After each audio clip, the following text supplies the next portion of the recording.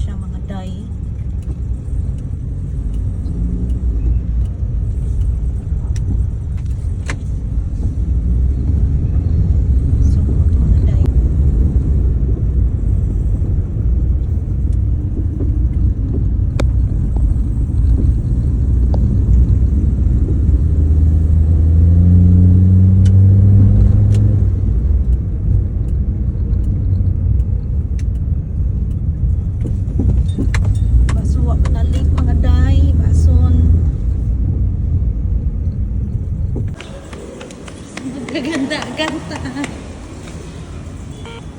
Thank you.